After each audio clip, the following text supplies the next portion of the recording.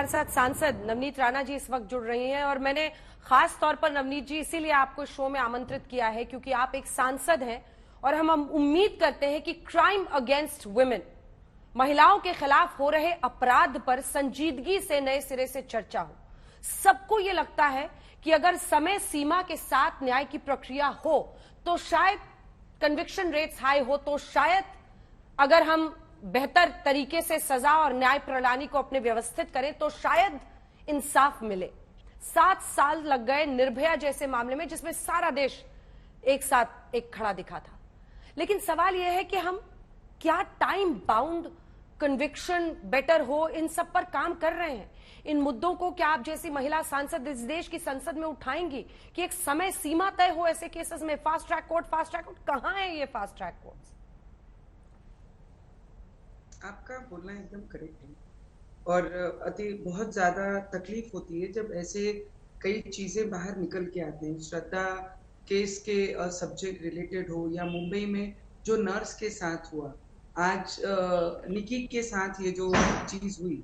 पर मैं आपको इतना जरूर बोलना चाहूंगी, आप जो लॉ की बात कर रही हैं कि फास्ट ट्रैक होना चाहिए, फास्ट ट्रैक होना चाहिए, ऐसे क्रिमिनल्स को सजा मिलनी चाहिए, उसमें कोई डाउट नहीं। हम जैसी सांसद जितनी भी पार्लियामेंट में महिलाओं को रिप्रेजेंट करती हैं, हम इसमें आवाज कंटिन्यू उठा रहे।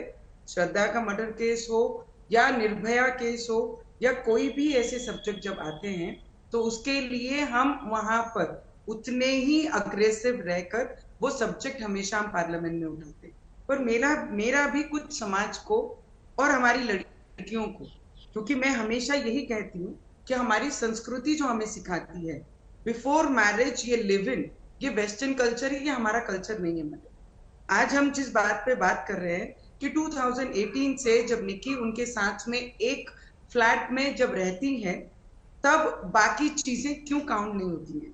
जब रेंट देने वाले को आज समाज में जब हम देखते हैं, यंगस्टर्स को पेरेंट्स ने अपना ब्लड का, जो पेरेंट्स होते हैं, हम रूरल एरिया से बिलोंग करते हैं और बॉम्बे की रहने वाली मैं लड़की हूँ।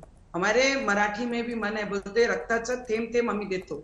जो पेरेंट्स होते हैं ना, वो अपने बच्चों को ब्लड का एक एक थेंब उनके भविष्य के लिए देते हैं। तब लड़कियां क्यों ये चीज सोचती नहीं है कि लिव इन ये हमारी कल्चर नहीं है, हमारे देश का कल्चर ये नहीं है, ये वेस्टर्न कल्चर है।